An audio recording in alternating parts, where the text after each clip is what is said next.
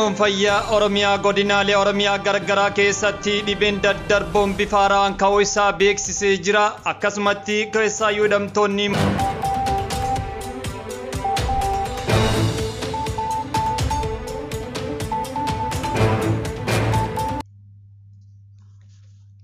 Biiroon fayyaa Oromiyaa godinaalee Oromiyaa garagaraa keessatti dhibeen daddarboon bifa haaraan ka'uu isaa beeksisee jira. Akkasumatti keessaayyuu hidhamtoonni mootummaa godina Shawaa Lixaa aanaa Jalduu ganda sirrii jedhamutti manguddooloon tiksee turuu maaliif bilbilaan haasofte jechuudhaan kallattiidhaan fuudhanii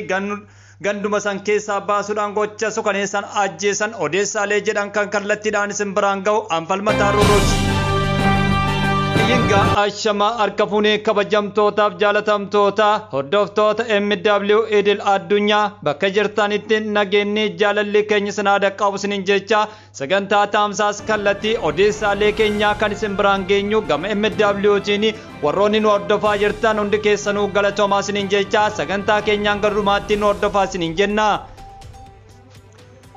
Biiroon fayyaa Oromiyaa godinaalee Oromiyaa garagaraa keessatti dhibeewwan daddarboo fi bifa weeraraan ka'uu isaa kan beeksise innaa ta'u godinaalee Shawaa Bahaa, Iluu Abbaa Booraa, Jimmaa Wallaggaa Lixaa, Wallaggaa Bahaa, Qeellam Wallaggaa fi Baalee Bahaa, Gujii Lixaa fi Arsii Lixaa keessatti dhibeewwan daddarboon bifa weeraraan ka'uu isaa dhaabbatichi ibsee jira. Itti aanaan biiroo fayyaa Oromiyaa obbo Darajjee Abdanaa dhibeewwan daddarboon bifa weeraraan ka'an kunis busaa gifiraa fi koleeraa ta'uu isaa ibsanii jiru. Haaluma kanaan dhibeeleen kunniin dursanii yoon wal'aanamne taate aleellaa gurguddaa fi miidhaa gurguddaa hawaasarra dhaqqabsiisa jechuudhaan namoonni adda addaa sodaa dhibee kanaaf qaban ibsanii jiran. Keessaayyuu godina Baalee Bahaatii fi keessaayyuu Shawaa Lixaa jiddu galeessa Iluu Abbaa Booraa, Jimmaa fi Wallaggaa Lixaa, Ilaa Wallagga Bahaa, Qeellam Wallaggaa fi Baalee Bahaa Gujii Lixaa fi Arsii Lixaa keessattis dhibeewwan kunniin haalaan sodaachisuu isaa waajjirri biiroo fayyaa Oromiyaa beeksisee jira. Hidhattoonni mootummaa godina Shawaa Lixaa aanaa Jalduu ganda saarii jedhamu keessatti manguddoo loon tikfataa jiru maaliif bilbilaan haasofte jechuun loon biraa fuudhanii ganda keessatti bifa suukaneessan ajjeesuu isaa jiraattonni gandichaa ibsanii jiran. Haleellaan adda addaa godina Shawaa Lixaa keessatti akka malee hammaachuu isaa jiraattonni Shawaa Lixaa kallattiilee adda addaatiin miidiyaalee Oromoo OMN fi isaan birootiif ergaalee gurguddaa dabarsaa jiraachuun isaa ni beekama. Yingaa qonnaan bulaan loon tikfatee jiru bilbilaan haasofte jechuudhaan kallattiidhaan ajjeesuun isaas odeessa guyyaa har'aa keessaa isa hangafaati. Manguddoon ganda 60 obbo Dirribaa Caalaa kan ajjeefaman poolisoota humna addaa Oromiyaa gandicha keessaa sakattaa waboo jechuun naannawa turaniin jedhu jiraattonni aanichaadha. Yingaa akkuma beekamu bakka loon tiksanitti maatii isaanii bilbilaan osoo dubbisaa jiranii hidhattootaan mootummaan asiin darbaa jiru jechuun waboof odeeffannoo kennaa jirta jechuudhaan shakkiidhumaan ajjeesan jedhu jiraattonni naannichatti argamanii. Dilbata dheengaddaa isaan loon tikfachaa jiranis taateen kun irratti raawwatamee kan jiruu fi odeessaaleen adda addaa akka mul'isanitti guduraa fi hemmeenyi gara jabiinsi akka malee hammaachuu Shawaa Lixaa keessatti akka malee nu yaachisee jira jechuudhaan hawaasni naannoo Shawaa Lixaa keessaayyuu Gindabaratii fi Amboo fi naannawa kanneen guutuu rakkooleen gurguddaan jiraachuu isaa jiraattonni marsaalee odeeffannoo irratti kallattii adda addaatiin ergaa dabarfataa jiran. Manni barnootaa Finfinnee afaan Oromoo qofa hojii baruu fi barsiisuu raawwachaa jiran hir'ina meeshaalee barnootaatiin rakkataa jiraachuu barsiisonni himanii jiran. Mana barumsaa Jeneraal Waaqoo Guutuu Taaddasaa Birruuf isaan biroo keessatti hanqinni meeshaalee baruu fi barsiisuu jiraachuu isaa kallattiilee adda addaatiin odeeffannoon adda addaa kan nu dhaqqabennaa ta'u keessaayyuu mana barnootaa Finfinnee afaan Oromoo qofa hojii baruu fi barsiisuu raawwachaa jiru hir'ina meeshaalee barnootaan rakkataa akka jiruu fi warroonni afaan Amaaraa fi isaan biroo baratan immoo meeshaalee silaa barbaachisaa ta'an guutumaan guutuu qabaachuun isaanii immoo mana barumsaa afaan Oromoo maaliif adda godhe kan jedhus gaafii isa biraati.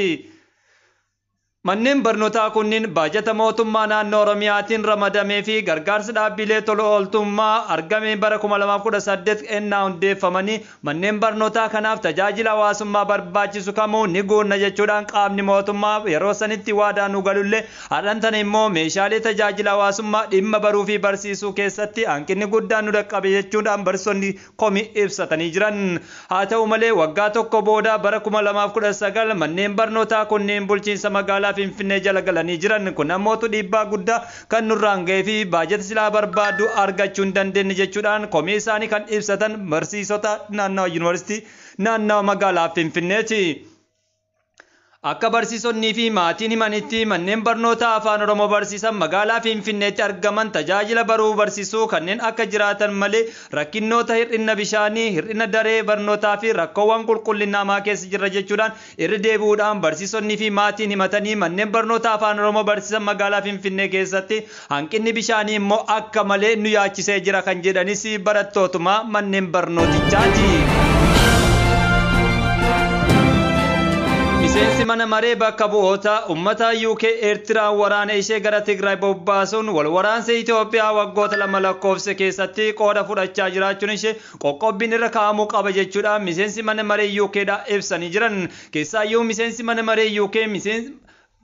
bakka bu'oota uummataa UK Eertiraa waraana ishee gara Tigraayitti bobbaasuudhaan hawaasa nagaa irratti mootummaa biyyaa wajjin gocha dabiinsaa dalagoo isheetiif qoqqobbiin cimaan irra kaa'amuu qaba jechuudhaan ergaa isaanii dabarfatanii jiran. Miseensi mana maree UK David Alton mootummaan Eertiraa wal waraansaa hamaa biyya ollaa irratti geggeessaa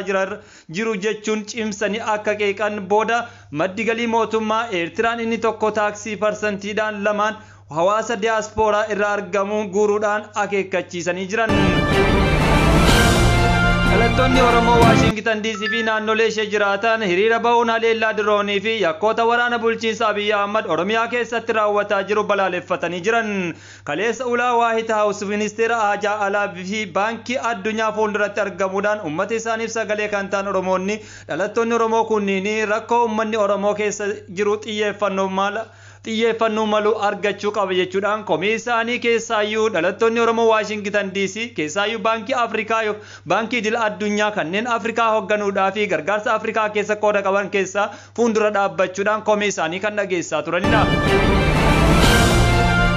Haaluma kanaan hawaasni Oromoo biyya Jarmaniidha armaan duras qabsoo jijjiiramaa biyya Itoophiyaatiin wal qabatee bara wayyaanis hawaasa seenaa gaarii dalagaa turee fi dargaggootaan kan badhaate biyyi Jarmanis komiilee armaan dura jiran hambisuudhaa fi hawaasa keenyaa biyya keessatti kallattii adda addaatiin dhiibbaa siyaasaatiin isaan dhaqqabeef sagalee ta'uudhaaf yaamicha Oromummaa fi obbolummaa jiraattota biyya Jarman hundaafuu ergaa isaanii dabarsanii jiran. Hawaasni Oromoo biyya Jarman jiraatan hunduu sadaasa 4/2022 jechuunis jimaata dhufu hiriira guddaa magaalaa Berliinitti qopheessaa jiraachuu isaanii ibsanii jiran. Hiriirri kun sa'aatii 9 cinaa waajjira Chaanseelarii Jarman fuuldura eegaluun hanga waajjira ministeera haajaa alaa biyyattii kan geggeeffamu ta'uu isaa koreen qindeessituu hiriira hawaasa Oromoo biyya Jarmanii beeksisanii jiran. Kuni kanumaan osoo jiru kutaalee addunyaa adda addaa keessatti hiriirri sagalee dhageessu uummata Oromoo biyya keessa jiranii fi cimee itti fufa jechuudhaan namoonni adda addaas kallattiilee adda addaatiin ergaa isaanii dabarfataa jiran. Waan armaan duraa UK keessatti hiriirri geggeeffame